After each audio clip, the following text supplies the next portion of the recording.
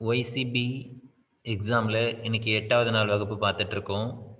இதில் யோகிக் ட்ரெடிஷனில் இருக்கக்கூடிய பகுதிகளை பார்க்கலாம். அதுக்கு முன்னாடி எக்ஸாம் எப்படியெல்லாம் கண்டக்ட் பண்ணுவாங்க அப்படிங்கிற ஒரு கொஸ்டின் தான் நிறைய எனக்கு வர கொஸ்டின். எக்ஸாம் எப்படி கண்டக்ட் பண்ணுவாங்க, எப்படி கொஸ்டின் கேட்பாங்க, எப்படி என்ன பண்ணுவாங்க அப்படிங்கிறது தான். ஓகே, ரொம்ப சிம்பிள், மைண்டில் வச்சுக்கோங்க. அதுக்கு தகுந்த மாதிரி ப்ரிப்பேர் பண்ணுங்க. நான் சொல்லிடுறேன். எக்ஸாம் பிப்ரவரி 2ஆம் தேதி ஆன்லைனில் எக்ஸாம் இருக்கும். 9 to 11 அப்படின்னு 2 ஹவர்ஸ் நமக்கு கொடுப்பாங்க. ஸோ அந்த 2 மணி நேரத்துக்கு முன்னாடி, ஒரு அரை மணி நேரத்துக்கு முன்னாடியே நமக்கு சாஃப்ட்வேர் எப்படிங்கிறது ஒரு நாள் முன்னாடியே நமக்கு டெமோ கொடுத்துருவாங்க. அதை நம்ம பார்த்துக்கிறோம். தியரி எக்ஸாம் போகிறதுக்கு அரை மணி நேரத்துக்கு முன்னாடியே நாம் உள்ளார போயிடணும். உள்ளார போயிட்டோம்னா நமக்கு கவுண்ட் டவுனில் டைம் ஓடிட்டுருக்கும்.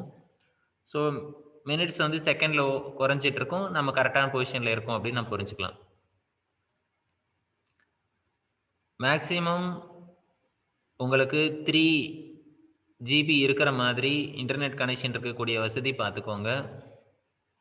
முடிஞ்சதுன்னா லேப்டாப்க்கு நல்லா சார்ஜ் போட்டு வச்சுக்கோங்க. ஒருவேளை கரண்ட்டே இல்லைன்னா கூட பேட்டரி பேக்கப்புக்கு, ஒருவேளை சிஸ்டம்க்கு வந்து பேட்டரி பேக்கப் இருக்கிற மாதிரி நீங்கள் யூபிஎஸ் எடுத்து வச்சுக்கோங்க. ஏன்னா ஒன்ஸ் நீங்கள் உள்ளார வெளியே போயிட்டு திரும்பி உள்ளார வர்றது வந்து சிரமமாக இருக்கும். மொபைல் நெட்வொர்க்கு பாதிப்பு இல்லாத இடத்துல.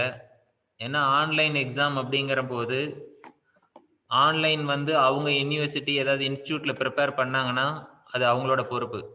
ஆனால் இந்த ரெஸ்பான்சிபிலிட்டி எல்லாமே நாம் தான் எடுத்துக்க போகிறோம்.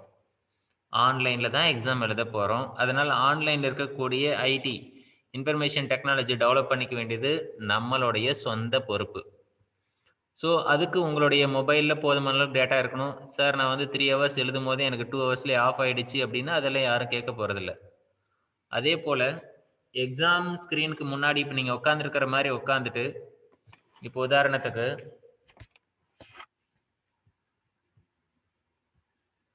இப்போ நான் இப்படி உட்காந்துருக்கேன், நான் இப்படி பண்ணுறேன். Where is yours both hands அப்படின்னு கேட்பாங்க. உங்கள் 2 கை எங்கன்னு கேட்பாங்க. ஸோ நம்ம எக்ஸாம் எழுதும் போது இந்த மாதிரி அவங்களுக்கு முன்னாடி உட்காரணும். ஸோ மொபைலை விட லேப்டாப் யூஸ் பண்ணுங்கள், பெட்டராக இருக்கும். ரிசல்ட் நல்லாயிருக்கும். உங்களோட அந்த அப்ளிகேஷனுக்கு வந்து லேப்டாப் நல்லா சப்போர்ட் பண்ணும். ஸோ நம்ம இப்படி வச்சுருக்கோம் அப்படின்னா, இந்த கை இப்படி இருந்ததுன்னா நமக்கு அவங்க 2 கை அங்கே வச்சுருக்கோன்னு அர்த்தம். நம்ம சைடில் வச்சுருக்கோம் அப்படின்னா வேறு எதனா பண்ணியிருக்கேன்னு சொல்லி கொஸ்டின் கேட்பாங்க. ஒன்றும் பிரச்சனை இல்லை, பயப்பட வேண்டாம். நீங்கள் பேசினா மட்டும் நல்லா தெரியும். அதே போல் உங்களோட ஐ மூமெண்ட் வந்து பின்னாடி வெளியில் எங்கன்னா சைடில் போயிட்டு இருந்ததுன்னா அதையும் நோட் பண்ணுவாங்க. அவங்க ஒரு 2 தடவை மெசேஜ் வரும் உங்களுக்கு. சைடில் உங்களோட ஸ்க்ரீன் கீழே சைடில் சின்னதாக குட்டியில் ஒரு கார்னரில் ஓடிட்டுருக்கும். ஒரு பக்கம் மெசேஜ் பாக்ஸ் ஒரு கார்னரில் இருக்கும். எதாவது இன்ஃபர்மேஷன்னா மெசேஜ் உங்களுக்கு ஃபார்வர்ட் பண்ணுவாங்க. ஸோ நீங்கள் எங்கே உங்களோட கை, எங்கே உங்களோட ஃபேஸ் எங்கே பார்த்துட்ருக்கீங்க, ஏன் பேசிகிட்டு இருக்கீங்க, அப்படி ஒரு 2 தடவை இன்ஸ்ட்ரக்ஷன் கொடுப்பாங்க. 3ஆவது தடவை லாக் பண்ணிடுவாங்க. ஸோ ஆன்லைன் கிளாஸ்க்கு இவ்வளோ தான். ஆனால் நமக்கு அந்த அளவுக்குலாம் ஒன்றும் நம்ம அதை பற்றியெல்லாம் நமக்கு கவலைப்பட தேவையில்ல. 80 கொஸ்டின் இருக்கும். எல்லாமே சிங்கிள் லைனில் கொஸ்டின் இருக்கும். ரொம்ப சிம்பிளாக இருக்கும். ஸோ அந்த அடிப்படை பேசிக் ஃபண்டமெண்டல்ஸ் நேத்து சொல்லப்பட்ட சத்தரிசனங்கள் யார் யாரு, எந்தெந்த காலத்துல எவ்வளோ இருந்தது அப்படிங்கிறதுல நீங்க கொஞ்சம் கேர்ஃபுல்லா நோட்ஸ் எடுத்துக்கோங்க. அவ்வளோதான். ஸோ நெறைய டெப்த்தா படிக்கணும்னு இல்ல. ஆனா பேசிக்ன்னு சொன்னதுக்கு அப்புறம் அந்த பேசிக் கூட தெரியாம இருக்கிறது வந்து நம்மளுடைய பொறுப்பு வந்து நாம தான் அத எடுத்து பண்ணிக்கணும். ஓகே. தியரி பொறுத்தவரைக்கும் 2 மணி நேரம் நமக்கு டைம் இருக்கு. அதிகபட்சமா அந்த கொஸ்டின்லாம் அட்டெண்ட் பண்ணி முடிக்கிறதுக்கு உங்களுக்கு 40லிருந்து 50 நிமிஷம் ஆகலாம் அதிகபட்சமா. எக்ஸாம் எப்படி எழுதுறீங்க அப்படின்னா, ஒரு கொஸ்டின் எடுக்குறீங்க, டிஸ்ப்ளே அதுல இருக்கு. ஆன்சர் நல்லா தெரியும். 100% ஆன்சர். பதஞ்சலி யோக சூத்திரத்தை எழுதியவர் யார்? 4 ஆப்ஷன் குடுத்திருக்காங்க. அதுல பதஞ்சலி வியாக்கரமர்ன்னு குடுத்திருக்காங்கன்னா, பதஞ்சலிய வந்து நீங்க கிளிக் பண்ணிட்டீங்கன்னா, ஆன்சர் எனக்கு 100% தெரியும் அப்படின்னா, அது சேவ்ன்னு குடுத்துர்றீங்க. Save and next. இல்ல எனக்கு அதுல டவுட் இருக்கு. பதஞ்சலி எழுதினாரா? இல்ல வியாசர் எழுதினாரான்னு எனக்கு டவுட். ஒருவேள யோக சாஸ்திர யோக பாஷ்யம் எழுதினது யாரு அப்படின்னு கேட்குறாங்க. அப்படின்னா எனக்கு டவுட் இருக்கு. பதஞ்சலியா? வியாசர்? இது போல ஒரு துளி உங்களுக்கு சந்தேகம் இருந்தாலும் கூட அதை ரிவ்யூ அப்படி நெக்ஸ்ட் அப்படின்னு கொடுத்துருங்க. ரிவ்யூ கொடுத்துட்டீங்கன்னா அது ப்ளூ கலரா மாறிடும். சேவ் கொடுத்துட்டீங்கன்னா கிரீன் கலர்ல மாறிடும். கலர் வந்து மாறாம இருந்ததுன்னா அந்த கொஸ்டின் ஓப்பன் பண்ணவே இல்லைன்னு அர்த்தம். ஒன்ஸ் கொஸ்டின் ஓப்பன் பண்ணிட்டு நீங்க 2 ஆப்ஷன் இருக்கும். ஒன்னு ரிவ்யூ கொடுக்கலாம், இன்னொன்னு சேவ் கொடுத்துடலாம். கன்ஃபார்ம் தெரிஞ்சதுன்னா 30 செகண்டுக்குள்ளார ஒரு கொஸ்டின்ல இருந்து அடுத்த கொஸ்டின் மூவ் ஆயிடலாம். ஒன்னும் வேலையெல்லாம் இருக்காது. பார்க்குறோம் கரெக்டா தெரியும்னா தூக்குறோம். அங்கெல்லாம் யோசிக்கிறதுலாம் டைம் கிடையாது. நீங்க யோசிக்கலாம் வேண்டாம். உங்களுக்கு யோசிக்கிறது கிடையாது. எடுக்குறீங்க, எக்ஸாக்ட்டா ஆன்சர் தெரிஞ்சா நீங்க போயிடுறீங்க. நெக்ஸ்ட் போறீங்க. தெரியலையா ரிவ்யூ குடுத்துட்டு போயிடுறீங்க. ஒரு 3/4 மணி நேரத்துல அந்த எக்ஸாம் வந்து 80 கொஸ்டின் கம்ப்ளீட் பண்ணி முடிச்சிருப்போம். அதன் பிறகு எத்தனை கொஸ்டின் பக்கத்துல சைடுல ஒரு பாக்ஸ் இருக்கும். அதுல போய் எத்தனை கொஸ்டின் கிரீன்ல இருக்குன்னு கவுண்ட் பண்ணணும். ஒன்ஸ் ஒரு 50% 50 இப்ப 80 கொஸ்டின் இருக்கு. அதுல 50 கொஸ்டின் வந்து கிரீன் கலர்ல இருந்துருச்சுன்னா, நீங்க அப்பயே ரிசல்ட் டிக்ளேர் பண்ணிடலாம். ஓகே நாம குவாலிஃபைட். சரி மீதி இருக்கக்கூடிய 30 கொஸ்டின் என்ன பண்றது? அதுக்கப்புறம் பொறுமையா வந்து 30 கொஸ்டின் ப்ளூ கலர்ல இருக்கும். அந்த ப்ளூ கலர்ல இருக்கிறத ஒவ்வொன்னா ஓப்பன் பண்ணி, பொறுமையா பார்த்து, அத கிரீன் கலர் சேஞ்ச் பண்றதுக்கு ட்ரை பண்ணணும். அப்ப நீங்க யோசனை பண்ணி, அதுக்குள்ளார உங்களுக்கு ஒரு ஐடியா வந்திருக்கும். மைண்ட் காம் ஆயிருக்கும். ஸோ மைண்ட் வந்து உள்ளார இருக்கிற எல்லாமே ரிமைண்டர் பண்ணி, எல்லா ஆன்ஸரும் உள்ளார இருந்து கொண்டு வந்துரும். முழுசா கம்ப்ளீட் பண்ணி முடிச்சதுக்கு அப்புறம், அப்பயும் வந்து 2வது ரவுண்ட்ல போகும்போது உங்களுக்கு டவுட் இருக்குன்னா, நீங்க அப்பயும் ரிவ்யூல தான் குடுக்கணும். 2ண்ட் ரவுண்ட் போகும்போது, அப்பதான் எனக்கு 2வது பார்க்கும்போது எனக்கு எக்ஸாக்ட்டா கிளியர் அப்படின்னு சொன்னா, அப்ப அத நீங்க சேவ் குடுக்குறீங்க, கிரீன் ஆகும். ஒரு ரிசல்ட் எக்ஸாக்ட்டா எனக்கு இதுதான் ஆன்ஸர்ன்னு தெரியாம, அத வந்து கிரீன் கலருக்கு சேஞ்ச் ஆகக்கூடாது. அதுவரைக்கும் ப்ளூ கலர்ல இருக்கணும். அப்ப முடிச்சுட்டு, நீங்க அப்ப பார்க்கும்போது உங்களுக்கு டைம் 1 1/4 மணி நேரம் ஆயிருக்கும். இன்னும் 3/4 மணி நேரம் கையில இருக்கும். அப்போ உங்களோட பாக்ஸ கவுண்ட் பண்ணி பார்க்குறீங்க. பார்த்தீங்கன்னா தெரியும்.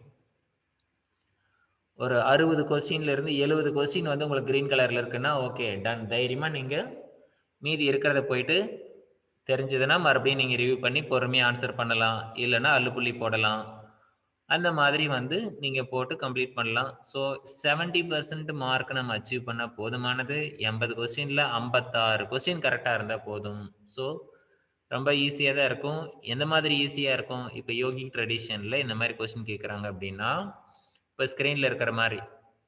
ஸோ சுவாமி தயானந்த சரஸ்வதி, அவரு எந்த வருஷம் பொறந்தாரு? எவ்வளோ காலம் இருந்தாரு? ரீசென்ட்டா இறந்தவர்.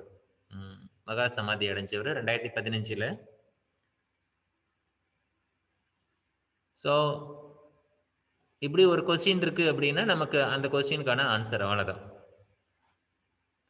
சரி இது தியரி பார்ட். தியரி முடிச்சதுக்கு அப்புறம் நீங்க சப்மிஷன் குடுத்துட்டீங்கன்னா, ஒன்ஸ் சப்மிஷன் குடுத்துட்டீங்கன்னா, நீங்க திருப்பி என்டர் ஆக முடியாது. வெளிய வந்துரும். நீங்க எவ்வளோ நேரத்தில வேணா முடிச்சுட்டு வரலாம். ஆனா 2 ஹவர்ஸ் இருக்கு. பட் கம்ப்ளீட் பண்ணி எல்லாமே சேவ். எனக்கு எல்லா கொஸ்டினும் தெரியும் அப்படிங்கிற மாரி வச்சுக்கோங்க.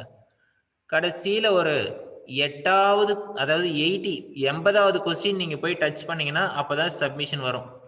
நீங்க முதல்ல இருக்கக்கூடிய எல்லா கொஸ்டினும் அட்டெண்ட் பண்ணாம, கடைசியில எடுத்த உடனே 80வது கொஸ்டின நீங்க ஸ்கார்ல பண்ணி கீழ போயிட்டு, 80வது கொஸ்டின் அட்டெண்ட் பண்ணா அப்பயும் சப்மிட்ன்னு வரும். ஸோ எப்ப நீங்க 18த் கொஸ்டின் அட்டெண்ட் பண்றீங்களோ, அப்ப சப்மிட்ன்னு வந்துரும். தனியா சப்மிஷன்ங்கிறது இருக்காது. ஆனா 80வது கொஸ்டின டச் பண்ணா சப்மிட்ன்னு வந்துரும். ஸோ அதுக்காக வந்து எடுத்த உடனே 80வது கொஸ்டின்ல போயிட்டு நீங்க சப்மிட் குடுத்துட்டாலும் உள்ளார போயிடும். ஸோ அதனால சப்மிட் குடுக்கறதுக்கு முன்னாடி அது ரெட் கலர்ல வரும் சப்மிட்ங்கிறது பொறுமையா நிதானமா பார்த்து பண்ணலாம். அவசரம் ஒண்ணும் கிடையாது. ஸோ டைம் நெறைய இருக்கு. யுஜிசி நெட் மாரி டஃப் எல்லாம் கிடையாது. கொஸ்டின் வந்து 6 டைப்ல போட்டு ரீசன் அண்ட் அசர்ட் அப்புறம் மேட்ச் இட்டு, நெகட்டிவ் கொஸ்டின் ஒரு சிலது நெகட்டிவ் கொஸ்டின் இருக்கும். ஸோ அந்த மாதிரி வந்து சிம்பிள் லைன் யுஜிசி நெட் மாரிலாம் இல்லாம, ரொம்ப சிம்பிளா ஒரு சிங்கிள் லைன்ல கொஸ்டின் இருக்கும். ஆன்சர் ரொம்ப சாஃப்ட்டா தான் இருக்கும். ஸோ அதனால அதுக்கான ஒவ்வொரு ஒரு விஷயத்த படிக்கும்போது, ஒரு பேரா படிக்கும்போது, அதில என்னென்னலாம் ஒன் வேர்ட் எடுக்கலாம் அப்படிங்கிறத நீங்க மைண்ட்ல செட் பண்ணலாம். ஸோ அந்த மாதிரி இப்ப பவர் பாயிண்ட் நம்ம அப்படித்தானே புல்லட் பாயிண்ட் எடுக்கிறோம் அது போல. சரி இது தியரி பார்ட். பிராக்டிகல் பார்ட் எப்படி இருக்கும்? தியரி பார்ட் முடிஞ்சதுக்கு அப்புறம் 3ஆம் தேதியோ இல்ல 4ஆம் தேதியோ நமக்கு டேட் வரும். ஒவ்வொரு மணி நேரமும் அவங்க ஸ்டூடண்ட் ஸ்ட்ரென்த்த பொறுத்து பிரிச்சிருப்பாங்க. நமக்கு 3ஆம் தேதி வரலாம், 4ஆம் தேதி வரலாம், 5ஆம் தேதி வரலாம். வரும்பொழுது 2 டூ 3 ஓட ஸ்லாட் 2 மணிலேருந்து 3 மணி 2 பிஎம் டூ 3 பிஎம் ஸ்லாட் உங்களுக்கு அப்படின்னு சொன்னாங்கன்னா, 1 40, 1:45க்கு நம்ம உள்ளார போனா போதும். அதுக்கு முன்னாடி அலோவ் பண்ண மாட்டாங்க. நம்ம அதில போய் வெயிட் பண்ணிட்டு இருக்கணும். ஒன்ஸ் அவங்க உள்ளார போனதுக்கப்புறம் 4 ஸ்டூடண்ட் ஒண்ணா சேர்த்து நம்ம எடுத்திருப்பாங்க. 4 பேர் நம்ம உள்ளார இருப்போம். கூட வந்து 3 பேர் எக்ஸாமினர் இருப்பாங்க. ஸோ ஒரு Zoom ஐடியில பார்த்தோம்னா, மொத்த மெம்பர்ஸ் பார்த்தோம்னா 7ன்னு காட்டும். எக்ஸாமினர் 3 பேரும் உங்களுக்கு வீடியோ ஆன்ல வச்சிருக்கலாம். இல்ல இப்ப நாம படிக்கும்போது இப்ப நம்ம எல்லாம் குளோஸ்ல வச்சிருக்கோமே இப்படியும் வச்சிருக்கலாம். சில பேர் ஆன்ல வச்சிருப்போம். சில பேர் குளோஸ் பண்ணியிருக்கிற மாதிரி தான் அவங்களும் பண்ணுவாங்க. ஸோ ஆனா ஒருத்தர் மட்டும் உங்கள கொஸ்டின் கேட்பாங்க. ஒருத்தர் கொஸ்டின் கேட்பாங்க. மத்தவங்க 2 பேரும் உங்கள வாட்ச் பண்ணிட்டு இருப்பாங்க. ஸோ ஒரு பொசிஷன பண்ணும்போது நீங்க என்ன ஆங்கிள்ல பண்றீங்க? என்ன கமாண்ட் குடுக்குறீங்க? எல்லாமே அவங்க நோட் பண்ணி மார்க் பண்ணிட்டே இருப்பாங்க. எக்ஸாமின் பண்றவரு பண்ணி முடிச்சதுக்கு அப்புறம், கடைசில மத்த 2 பேர்கிட்ட கேட்பாரு. நீங்க ஏதாவது கொஸ்டின் கேட்கிறீங்களா? அப்படின்ட்டு. அவங்க விருப்பம் இருந்தா கேட்பாங்க. இல்லன்னா கேட்க மாட்டாங்க. ஓகே. இந்த எக்ஸாமின் பண்றவரு நம்மகிட்ட என்ன மாதிரி கொஸ்டின் கேட்பாங்க? ஸோ ஒரு பேட்ச்ல வந்தவரு, இன்னொரு பேட்ச்ல வருவாரு. இன்னொரு பேட்ச்ல கொஸ்டின் இந்த 3 பேரும் மாத்தி மாத்தி கேட்பாங்க. நம்ம 4 பேர் உள்ளார இருப்போம். நம்மளுடைய 4 பேரோட நேம்ல ஒருத்தர் பேரு நம்ம பேர சொல்லி, இன்னார் நீங்க பிரேயர் ஸ்டார்ட் பண்ணுங்க. 1 மினிட் டைம் அப்படின்னு சொல்லுவாங்க. பிரேயர்ல நாம அந்த பிரிப்பரேஷன் சொல்லணும். அந்த இடத்துக்கு ரீச் ஆகுறதுக்கு. அதன் பிறகு அந்த இடத்த ரீச் ஆன பிறகு, இடத்த ரீச் ஆகுறது மீன்ஸ் ஸோ ஒரு சிட்டிங் எப்படி உட்காரணும்? என்ன ஆசனத்துல உட்காரணும்? என்ன முத்ரால உட்காரணும்? எப்படி ஸ்ட்ரெய்ட்டா இருக்கணும்? அது நம்ம சொல்றோம் இல்லையா? அதுதான். அது சொன்னதுக்கு அப்புறம் நீங்க ஒரே ஒரு மந்த்ரா, ஏதாவது ஒரு மந்த்ரா, ஒரு சாந்தி மந்த்ரா, அல்லது காயத்ரி மந்த்ரா, அல்லது ஏதாவது ஒன்லி ஒன் மந்த்ரா அப்படின்னு சொல்லுவாங்க. ஏதாவது ஒரு மந்த்ரா மட்டும் நம்ம சாண்ட் பண்ணி, அதுக்கப்புறம் ரிலாக்ஸ்ன்னு சொல்லி கம்ப்ளீட் பண்ணிக்கிறோம். அடுத்து நெக்ஸ்ட் 4 பேர் அந்த பேர சொல்லுவாங்க. 4 பேரும் பண்ணி முடிக்கிறோம். 4 நிமிஷத்துல முடிச்சிருவாங்க. Prayer part over.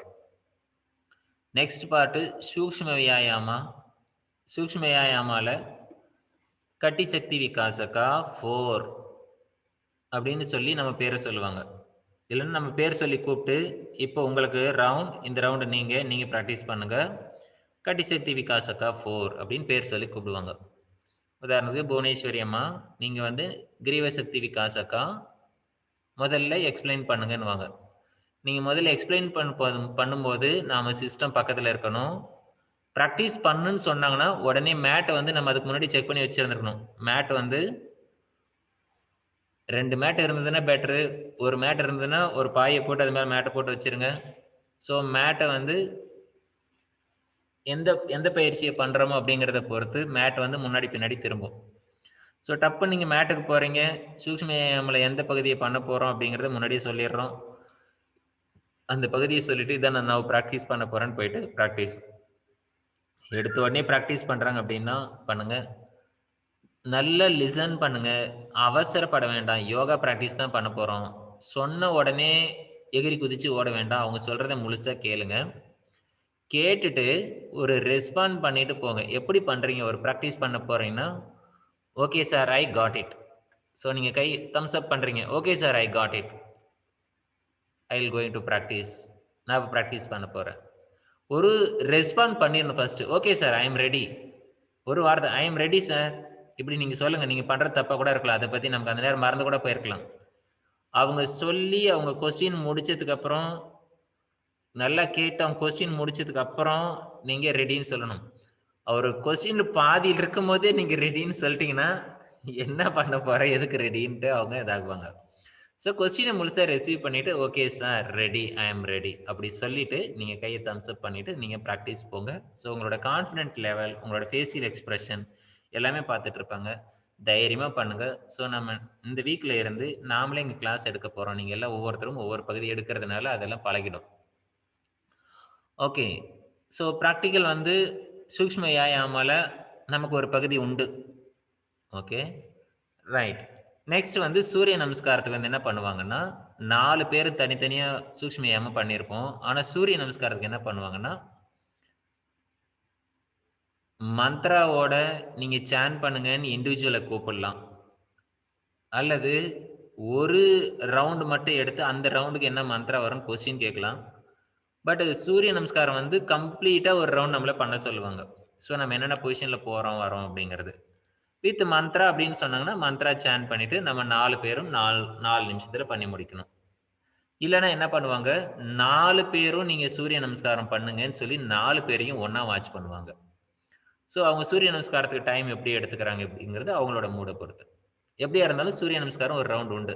இப்ப நமக்கு என்னென்ன முடிஞ்சிருக்கு? பிரேயர், சூட்சும வியாயாமம், சூரிய நமஸ்காரம். இந்த 3த்துலயும் நமக்கு முடிஞ்சிருச்சு. அடுத்து ஆசனா பகுதிக்கு வருவாங்க. ஆசனா பகுதியில 2 ஆசனா பிராக்டிஸ் பண்ண சொல்லுவாங்க. அல்லது 1 ஆசனா பிராக்டிஸ் பண்ண சொல்லலாம். ஆசனா பிராக்டிஸ் பண்ணும்பொழுது ஒரு ஈஸி ஆசனா, ஒரு டஃபஸ்ட் ஆசனா. இப்படி அவங்க குடுப்பாங்க. ஸோ ஈஸி ஆசனா அவங்க சொல்லிடுவாங்க. டஃபஸ்ட் ஆசனா சொல்லுவாங்க. ஒருவேளை டஃபஸ்ட் ஆசனா உங்களுக்கு பண்ண முடியல அப்படின்னா, ஆப்ஷன் குடுப்பாங்க. ஸோ நீங்க அந்த பிராக்டிஸ் பண்ணலாம். நெக்ஸ்ட் டீச் எ ஆசனா. ஒரு ஆசனாவ உங்கள டீச் பண்ண சொல்லுவாங்க. இது ஆசனா பகுதியில. அதன் பிறகு ரிலாக்சேஷன் எதுக்கு பின்னாடி எது? அல்லது எந்த ஆசனாக்கு பின்னாடி எது கான்ட்ராக்ட் ஆசனா? இந்த மாதிரி கேட்பாங்க. அவ்வளதான். அடுத்து பிராணாயாம பகுதியில கொஸ்டின் ரைஸ் பண்ணுவாங்க. இந்த இந்த பிராணாயாமாவுக்கு பேர் என்ன? இதுலருந்து என்ன அண்டர்ஸ்டாண்ட் பண்ணியிருக்கீங்க? பாடிக்குள்ள என்ன ஃபங்ஷன் நடக்குது? என்ன ஆகுது? அப்படின்னு கேட்பாங்க. ஸோ அதன் பிறகு பிராணாயாமத்த முடிச்சுட்டு, பிராணாயாமத்திலேயே பந்தா, முத்ரா அது மாரி ஏதாவது ஒண்ணு குடுத்துருவாங்க. ஸோ அத நீங்க அந்த பகுதி முடிச்ச உடனே பிராக்டிகல் சைடு வந்து ஓவர்.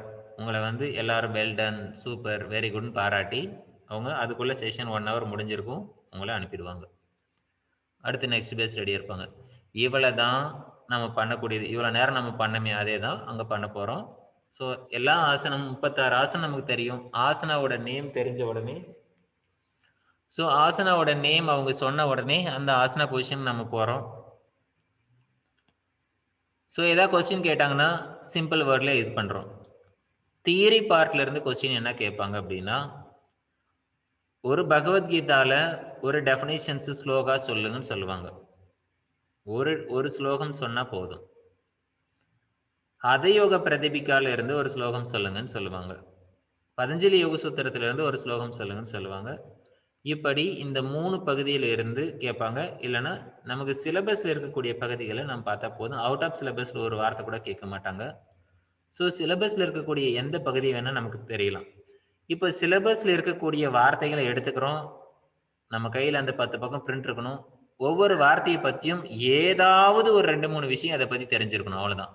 நீங்க சிலபஸ்ல இருக்க விஷயத்த எல்லாமே எக்ஸாக்ட்டா தெரிஞ்சிருக்கணும்லாம் கிடையாது. அப்போ சிலபஸ்ல இருக்கக்கூடிய வார்த்தைக்கு எக்ஸாக்ட்டா நமக்கு என்ன இருக்குன்னு தெரியலனா கூட, அத பத்தின ஒரு 2, 3 விஷயம் நமக்கு தெரிஞ்சிருக்கணும். ஒரு வார்த்தை கேட்டாங்கன்னா, அத பத்தி ஏதாவது பேசணும்.